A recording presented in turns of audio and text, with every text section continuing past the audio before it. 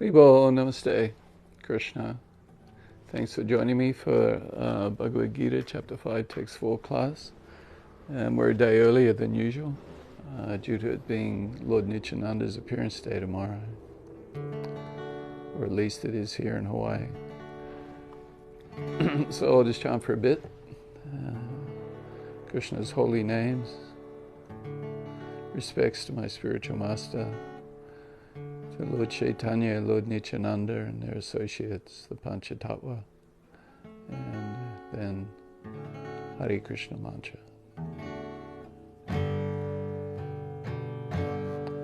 Om Vishnu Padaya Sahasraya Bhutale Shrimate Sira Saripana Shri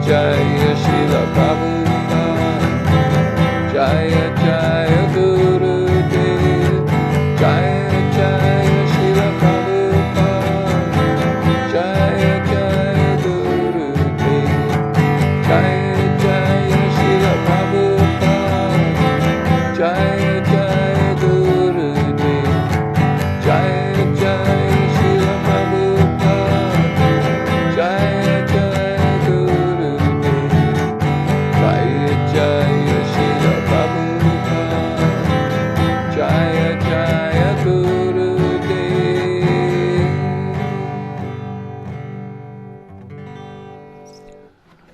Jayam Vishnupad Paramahansa Parivajika Satara Sata Shishima Jagakuru Siddhasarupananda Srila Prabhupada Ki Jai. Jayam Vishnupad Paramahansa Parivajika Satara Sata Shishima His Divine Grace Srila A.C. Bhaktivedanta Swami Prabhupada Ki Jai. Ananta Koda Vaishnava Vrinda Ki Jai. Prem Se Kaho Shri Krishna Chaitanya Prabhu Nityananda Shri Advaita Gadadhar Shivasadi Gaur Bhaktivinoda Ki Jai.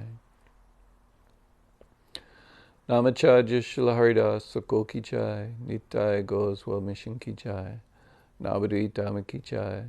Shri Shri Radha Krishna Go Gopinath Shamakun Radhakun Giri Govardhana Ki Jai. Vrindavandam Ki Jai. Mathuradam Ki Jai. Mayapodam Ki Jai. Ganga Mai Ki Jai, Jamuna Mai Ki Jai, Tulsi Devi Ki Jai, Bhakti Devi Ki Jai, Samaveda Bhakti Vrinda Ki Jai. Lord Nityananda's appearance day Ki Jai, Srimad Bhagavad Gita Ki Jai. All glories to the assembled devotees, Hare Krishna. All glories to the assembled devotees, Hare Krishna. All glories to the assembled devotees, Hare Krishna. All glories to Shri Guru and Shri Gauranga, Gaura Premanandi, Hari Hari Bol. Omagina Timarandasya Gana Gana Shalakaya Chaksurun Militanyena Tajmai Shri Guruve Namaha Shri Chaitanya Manobhistam Statpitam Yena Bhutale Swayam Rupa Karamayam Dadati Swaparantikam Vandeham Shri Guru Shri Yuta Parakamalan Shri Gurun Vaishnavamscha Shri Rupam Sagrajatam Sahagana Raghunatham Vitam Tam Sajevam Sadvaitam Savatutam Parijana Sahitam Krishna Chaitanya Devam Shri Radha Krishna Padan Sahagana Lalita Shri Vishakan Vitamscha Hey Krishna Karuna Sindhu Dina Bandhu Jagapate Gopisha Gopika Kanta Radha Kanta Namostute Tapta Kanchana Gaurangi Radhi Vrindavaneshwari Rishabhanu Sutta Devi Pranamami Hari Priye Vanshakapa Tarubhyascha Kripa Sindhu Bhaivacha Patitanam Pavenbhyo Vaishnavbhyo Namo Namaha Shri Krishna Chaitanya Prabhu Nityananda Shri Advaita Gadadhara Shivasadi Gaur Bhaktavrindam Hare Krishna Krishna Krishna Hare Hare Hare Rama, Rama Rama, Hare Hare. For speaking, first I offer my humble obeisances at the lotus feet of my spiritual master, Jagakuru Siddhasarupananda Srila Prabhupada, who is very dear to Lord Krishna, having taken shelter at his lotus feet. Srila Prabhupada is the mercy manifestation of Lord Chaitanya, and is very dear to Radha and Krishna.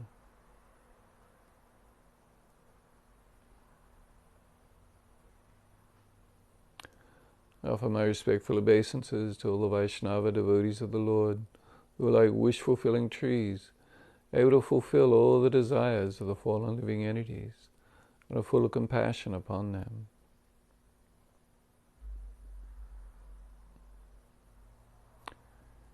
Haribol, Namaste. So thanks so much for joining me.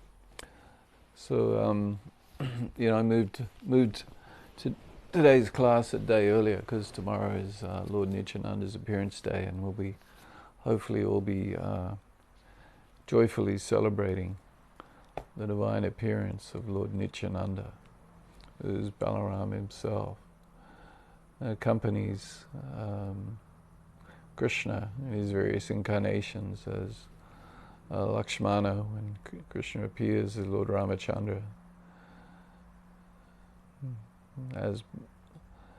When he appeared as Lakshmana, he was the younger brother, and he was unhappy because Lord Ramachandra followed the order of his father to go to the forest. For 12 years or whatever the period of exile was. And this led to all the unfortunate incidents of Ravana kidnapping Mother Sita Devi and so on. And Lakshman, being the younger brother, just had to comply with Lord Ramachandra's order. So in his appearance as Krishna and Balaram appears as Lord Krishna's elder brother. So he doesn't have to do necessarily what Krishna wants him to do. And we see this, of course, in the battle of Kurukshetra. Lord Balaram didn't want to fight in the battle of Kurukshetra. He was actually, and this is all quite mysterious, the different pastimes of the Supreme Lords. Whereas Lord Balaram is actually on the side of Duryodhana. He'd actually taught Duryodhana how to fight with clubs. And so when it came to the point that there was going to be the battle of Kurukshetra, the Pandavas versus the Kurus being headed by Duryodhana, well then of course Lord Balaram was, he didn't, of course he loves to fight, but he didn't want to take, he didn't want to assist the Pandavas against the Kurus, and then of course he didn't want to fight against the Pandavas, whom Krishna was Krishna's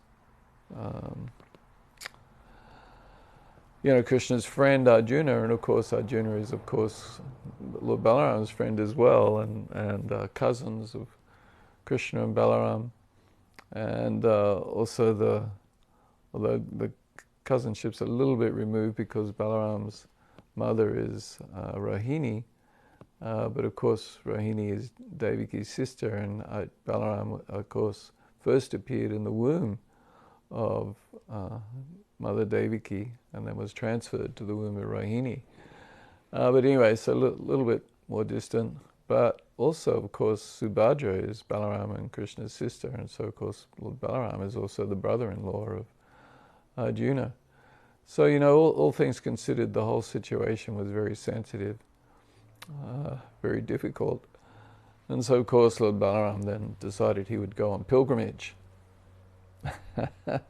And as Prabhupada comments on the idea of Lord Balaram going on pilgrimage, it's kind of like, oh, great. Well, Balaram loves to fight and kill demons and so on, and now he's going to go on pilgrimage. Of course, while he went on this pilgrimage, he had the opportunity to kill different demons, in particular at the sacrifice going on at Naimisharanya, where of course Ramashan was seated on the Vyasasana and but didn't stand when Lord Balaram entered the assembly. So he was too puffed up to stand and recognize the Supreme Personality of Godhead, Lord Balaram himself. So Krishna, of course, but Lord Balaram, of course, went up and killed him just with a blade of kusha grass. Then, of course, the sages, were a bit horrified by this. Hey, Lord Balaram, we put Ramashan on the Vyasasana. So, we're not quite, what should be done? How can you atone for this, and what can be done? we put him there, but you've killed him, but we don't want you to bring him back. We don't want you to undo what you've done. So what's the resolution here? So of course Lord Balaram very diplomatically came up with the idea of putting Sutta Goswami, the son of Ramashan, Sutta on the Vyasasana. And then to atone for his action, of course, he killed Balvala, the demon who was causing all kinds of disturbance for this great gathering of sages at Naimisharanya. So anyway, and of course, when Lord Balaram appears as the brother of Lord Chaitanya, he doesn't actually appear as the direct familial brother, although Vishvambara, Lord Chaitanya's older brother, is described as being non-different from Lord Nityananda and Lord Balaram. But Lord Balaram appeared as the son of Harai Pandit and Padmavati in Ekachakra, which is in Radhadesh, sort of the western part of Bengal, some distance from Navadvip. And of course, so Lord Nityananda didn't grow up. Not quite sure if that's quite the right term, but anyway, he spent his childhood and his boyhood with Harai Pandit and Padmavati, and not with Lord Chaitanya in Nadia or Navadvip. Lord Nityananda then was taken on pilgrimage by a sannyasi. This of course broke Harai Pandit's and Padmavati's heart. This sannyasi stayed the night, and then he asked them for a favor. And of course Harai Pandit, yes, whatever you would like. So he asked, I would like to take your son as my companion as I travel to the various holy places and pilgrimage sites, tirthas. And Harai Pandit's heart was broken. He discussed with his wife Padmavati, what should we do? She, they realized, they had to fulfill the request of the sannyas. So some say this sannyas was actually Vishvambara, Lord Chaitanya's older brother. Actually, I'm sorry, that's not his name. Vishvambara is another name for Lord Chaitanya. His elder brother's name,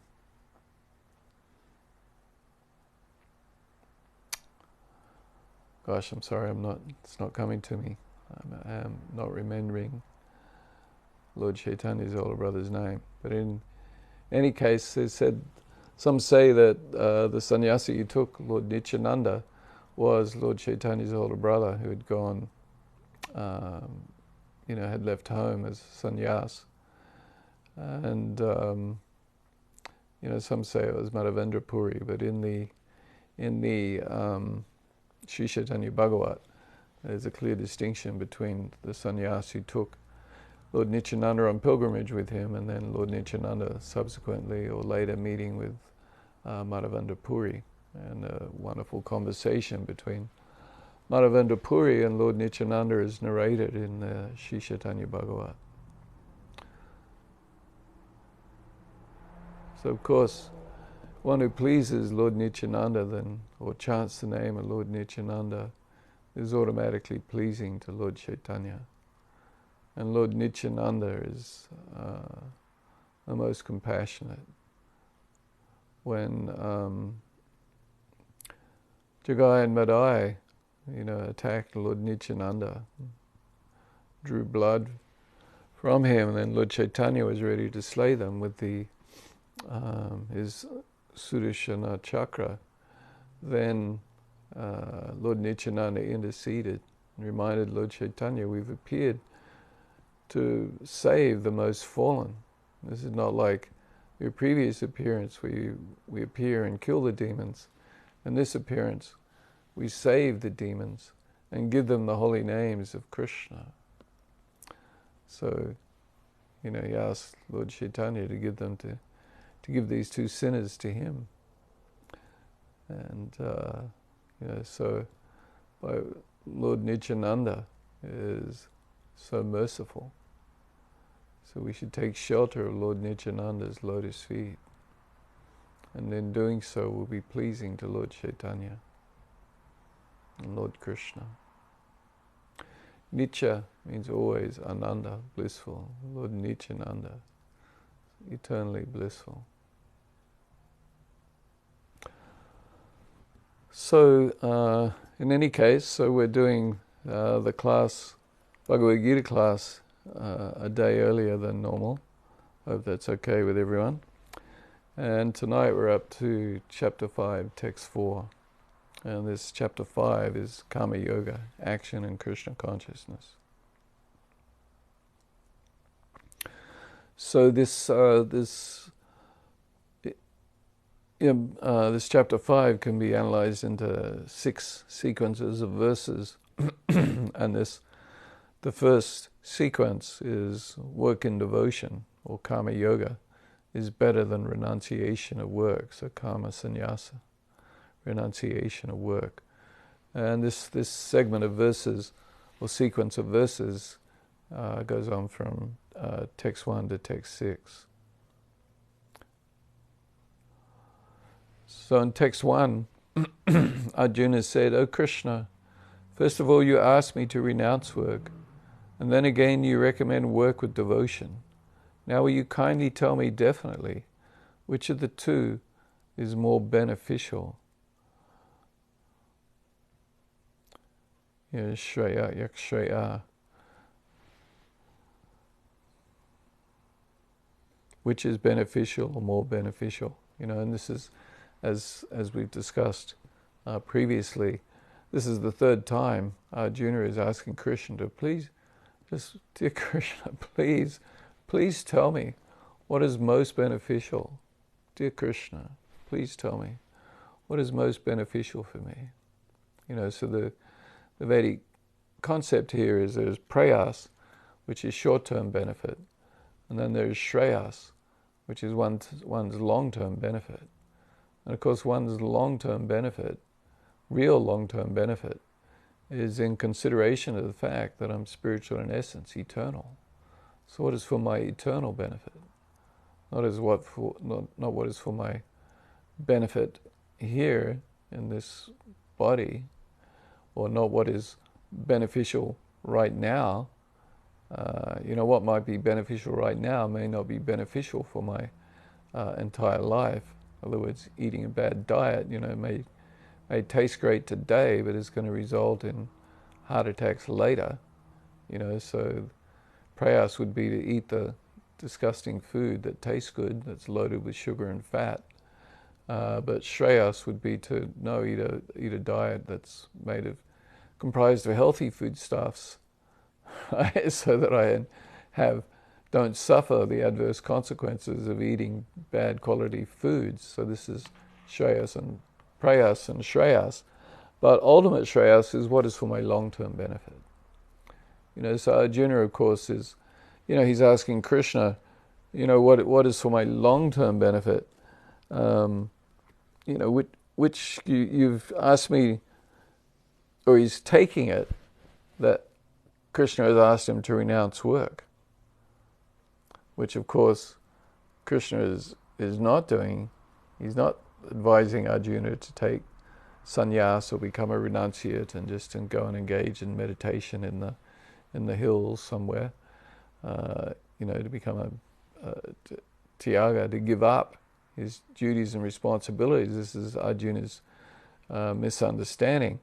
Then he says, but you also recommend work with devotion, because at the end of chapter 4, Krishna kind of finishes everything and says, so Arjuna, fight. So Arjuna's like, what? He's confused. So in text 2, the Blessed Lord said, Shri Bhagavan Nuvacha, the renunciation of work and work and devotion are both good for liberation.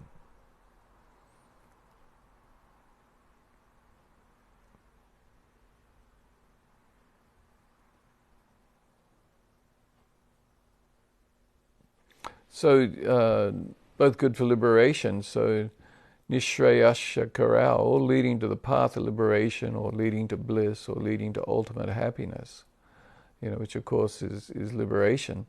But ultimately, of course, the devotee is not really concerned about just liberation. There's different aspects of liberation. Liberation can mean, just atma-tattva, realizing that I'm a spirit soul. So, and detachment, being detached from the body and the relationships of this body, and realizing they're all temporary. This is liberating. One may not have actually been liberated from the body, but one is liberated from the material conception of life, becomes equal in happiness and distress. All there's 5 kinds of liberation described within the the Vedic literatures, one of which is the merging into the Brahman, becoming one with the Brahman. So of course, this merging and becoming one with the Brahman is Kaivalya, is detestable to the Vaishnava. And it's artificial. One can never actually cease to exist. One can't merge into the Brahman and cease existing as an individual. We are eternally individual, as Krishna stated in chapter 2, text 12,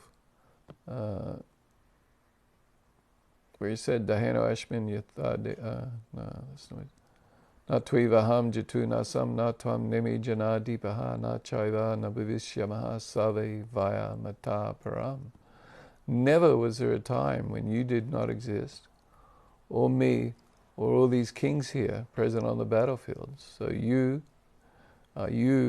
me, and everyone else. Never was there a time when we did not exist. Never.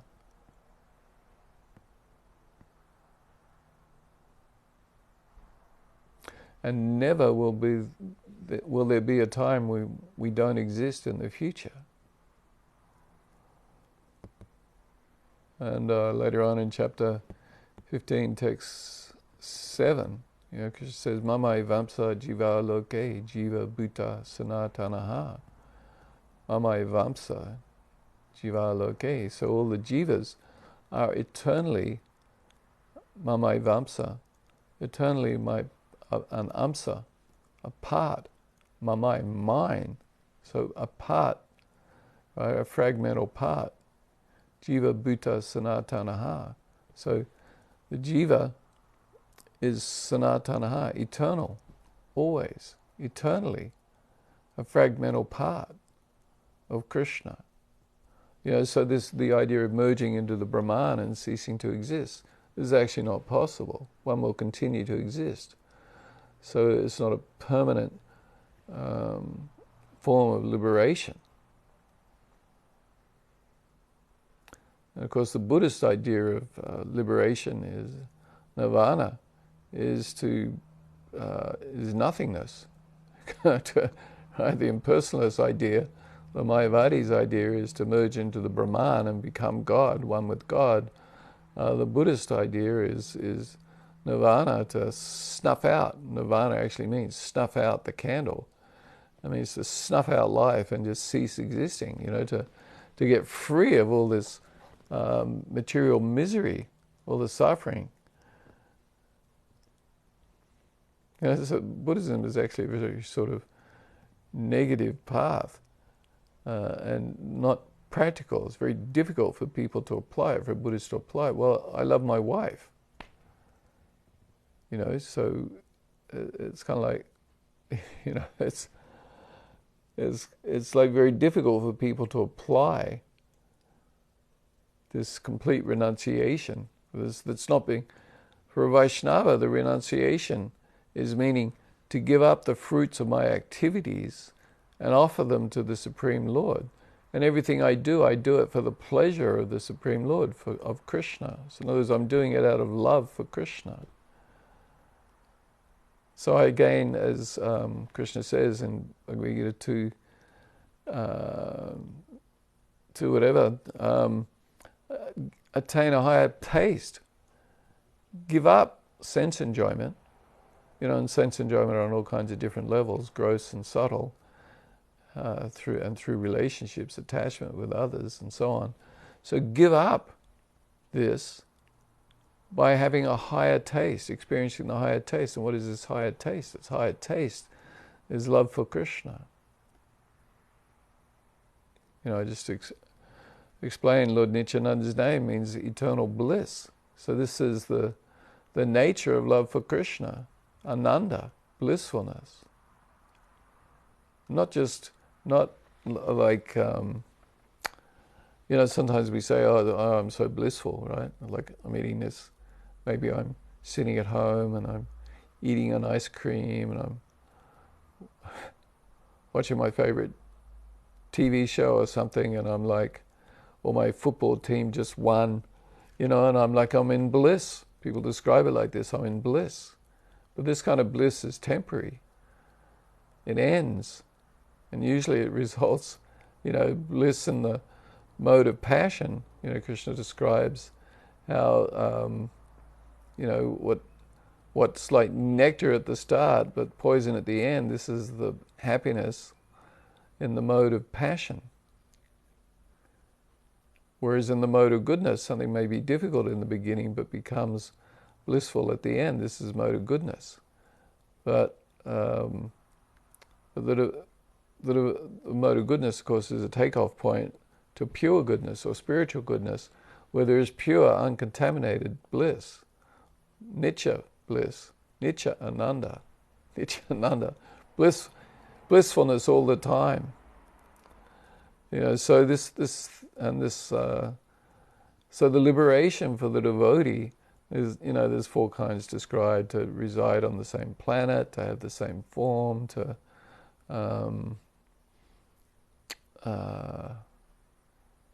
I forget the other two, but anyway, there's four different kinds of Vaishnava liberation. But a Vaishnava actually is not even interested in any of these kinds of liberation. They just want to do whatever, they just pray to Krishna, please engage me in your service. Srila Bhaktivinoda Thakur, doesn't pray for liberation. He prays to be able to just even be born in the house of devotees as an insect, just so that I can hear the chanting of the holy names. So this is the liberation. The devotee is not interested in mukti or liberation. And they're not interested in bhukti, sense gratification. Their happiness is in just being able to engage in the loving service of Krishna.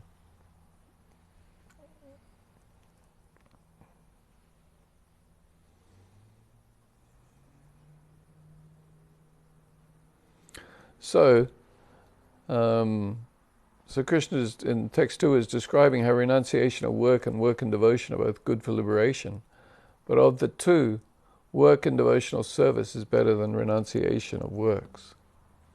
So then in text 3, Krishna described that one who neither hates nor desires the fruits of his activities is known to be always renounced. Such a person, liberated from all dualities, the pairs of opposites, happiness and distress, pain and pleasure, heat and cold, etc., is easily overcomes material bondage and is completely liberated. A mighty armed Arjuna. So Krishna is describing why karma yoga is good. In nishkama karma yoga, one is not attached to the fruit of their activities. And so they're an actual renunciate. This is actual renunciation. To be a renunciate, one doesn't need to formally take sannyas and give up family relationships and one's job and so on and so forth, give away all of one's possessions. This is not necessary. One just needs to appreciate that actually I'm spirit soul, eternal.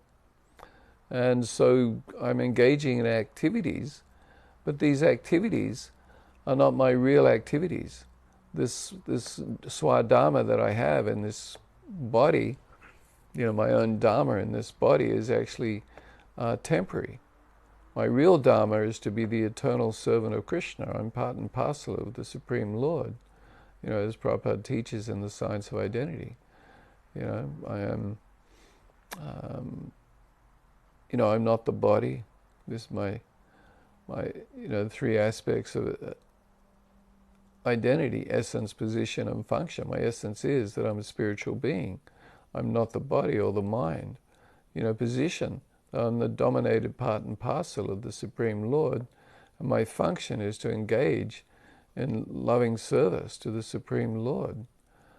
So appreciating this, then one is actually detached. Understanding I'm not the body is first of all, this is knowledge, transcendental knowledge.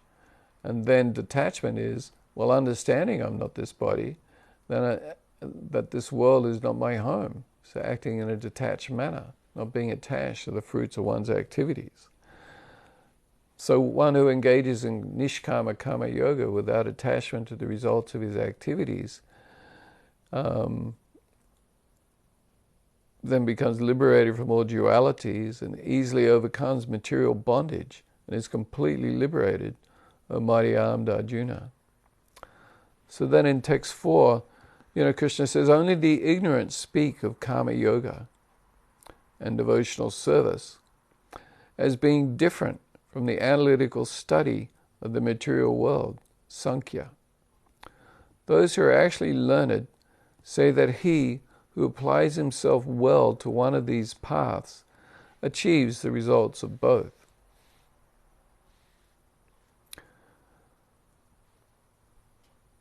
Sāṅkhya yoga pritag balaha pravadanti napanditaha eka mapya sthita samyag ubayor vindate phalam. So Sāṅkhya. So strictly speaking, Sāṅkhya means the analytical study of the material world. This was taught by Lord Kapila Dev. He taught true Sāṅkhya yoga. And one analyzes and understands this material world and then realizes that I'm apart from all the material elements. In other words, it's another way of saying I'm not the body. In 2:39, Krishna says, Eshate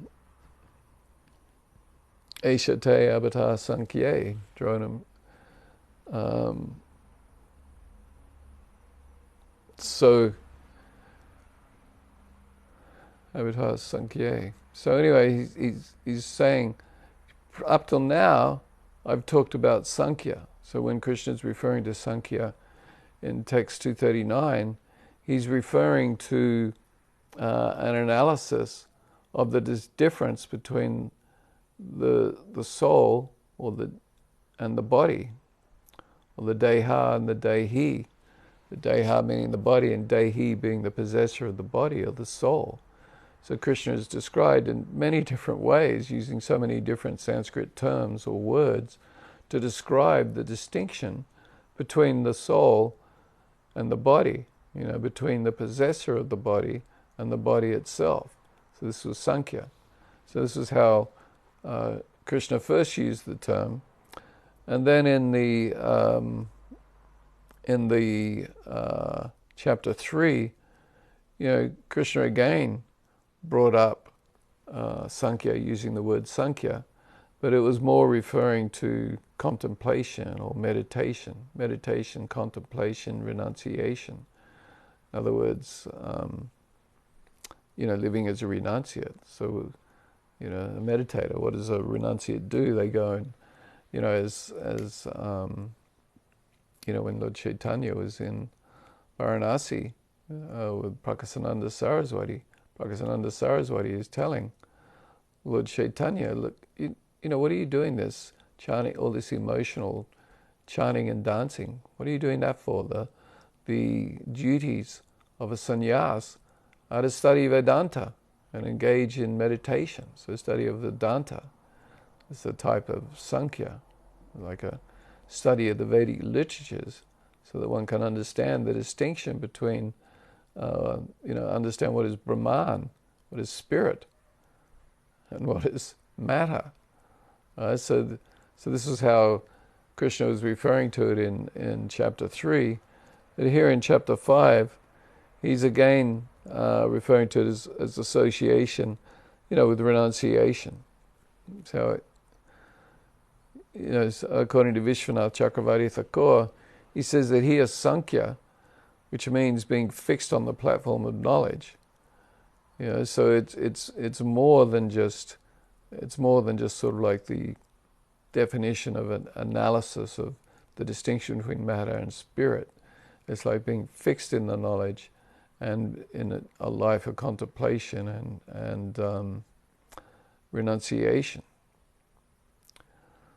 So yoga, work and devotional service, or yoga, selfless action. So sāṅkhya yoga, so renouncing one's prescribed duty and worshipping Bhagavan by selflessly offering him the fruit of one's actions. Prithak, different, distinct, separate, single, one by one. Balaha, so less intelligent, or childish, or foolish, the unintelligent, the ignorant. So,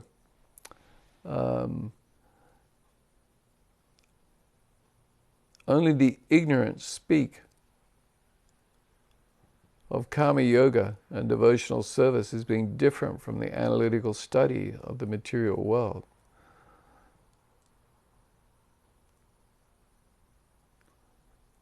So the childish, the bala, the childish. So so bala means childish or foolish or ignorant. So, childish, this is quite a strong term, right? Just a childish person or an ignorant person.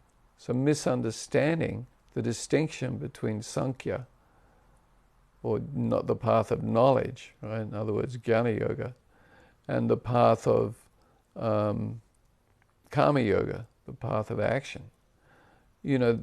They think that meditation and renunciation is better than action. So jnana yoga or sāṅkhya yoga being better than karma yoga. And Krishna is, strongly denouncing this idea that only the foolish or the childish think this.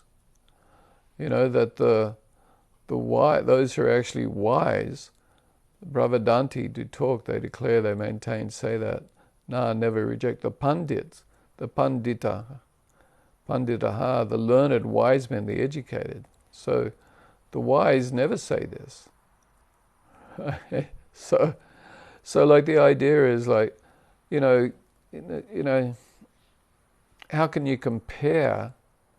So like we have this situation here. You've got a battlefield situation. Krishna is acting as Arjuna's chariot driver. Krishna is making very clear to Arjuna that he wants him to engage in this fight. In other words, he wants Arjuna to engage in action. And to do so in the way of yoga. In other words, in a detached manner, being equal in happiness and distress, success or failure, siddhya siddhya, right? Being equal in either outcome, titiksha, being tolerant, sitoshna, being equal in summer and winter, right? So Krishna is telling Arjuna, who's a warrior, to fight, but to fight as yoga. And so then you have, so how can you compare what Arjuna's actions are going to be, his activities in his service for Krishna? In other words, he's going to engage in karma yoga, practical action for the pleasure of Krishna. Krishna wants him to fight. At the end of Bhagavad Gita, he's going to fight. He's going to fight. He's going to do it. Right? And he does do it. And so he's doing what Krishna wants him to do. So he's being pleasing to Krishna. This is karma yoga. Now, how can you say that this is any less or less important or a lesser result than somebody who's just very inclined towards the study of scripture, doesn't like to fight, thinks violence is something terrible, and just likes to, study the Vedic literatures, likes to study Bhagavad Gita, Srimad Bhagavatam, chant japa, and preach. Go out and preach. Has no interest in family life, just naturally detached. They don't want to engage in family life, don't have no attraction towards it, right? So how can you compare these two? How can you say one is higher or lower than the other? Both of these paths, both of these kinds of yoga paths, Jnana Yoga and Karma Yoga, or we can call the Jnana Yoga Sāṅkhya Yoga, whatever we want, or Sannyas Yoga, whatever we want to call it. It's a yoga of intelligence, using the mind, analyzing this material world, a deep study of scripture and so on and so forth, compared to somebody who's like, heck, I can barely read. I don't like to sit down and read. I just like to do. I want to be active. But they're active out of love for Krishna. They're wanting to please their spiritual master and Krishna. So how can we say that so both of these paths are the same? The person who likes to study and engage in meditation and recognizes that Krishna is the Supreme Lord and engages in Krishna's worship and chants his holy name continuously. So, in other words, somebody who's more going down the Jnana Yoga path, and then you have the Karma Yoga, who's Karma Yogi, people like Arjuna who are engaging in active service for the pleasure of Krishna. So they're both acting to please Krishna. Krishna says in Bhagavad Gita at the end, one who studies this conversation, worships me by his intelligence. So it's like, and Bhakti Yoga, of course, is a combination of both. We engage in action for the pleasure of the Supreme Lord, and our action is based on spiritual understanding and spiritual realization and knowledge, and it's done out of love. So here, really, in this verse, Krishna's not yet even really raising bhakti or love. He's just talking about acting in a detached manner, nishkama karma yoga. But doing so because this is the instructions of the Vedic literatures, and the Vedic literatures, of course, coming from Krishna. But anyway, the basic point here is they're both of these paths are achieving the same goal. So how can we say one is better or higher or lower than the other? And this is Krishna's point. So the wise, only the foolish, the ignorant, the children say this, but the pundits don't say that. Because if you practice one of these paths correctly and with enthusiasm and with determination, and Ramanuja says they're assured of success. Keshava Kashmiri says that a person who determinedly follows either path achieves the same result. Baladev Vijayabhusana says, performing one, a person attains the result of both, seeing the Atma. So Atma Tattva, self-realization.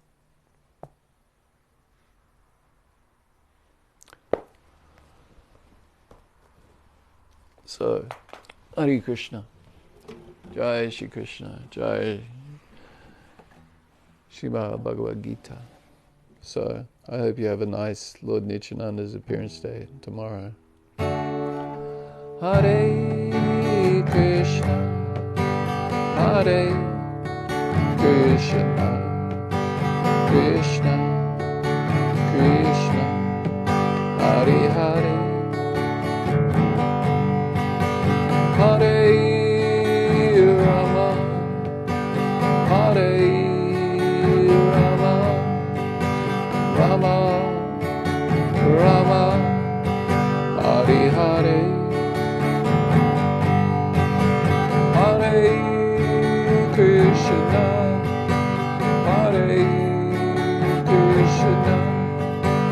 Krishna, Krishna, Hare Hare, Hare Rama, Hare Rama, Rama Rama, Hare Hare, Hare Krishna, Hare Krishna, Krishna Krishna, Hare Hare, Hare Rama, Hare Rama, Rama Rama, Hare Hare, Hare Krishna, Hare Krishna, Krishna Krishna, Hare Hare, Hare Rama, Hare Rama, Rama Rama, Hare Hare.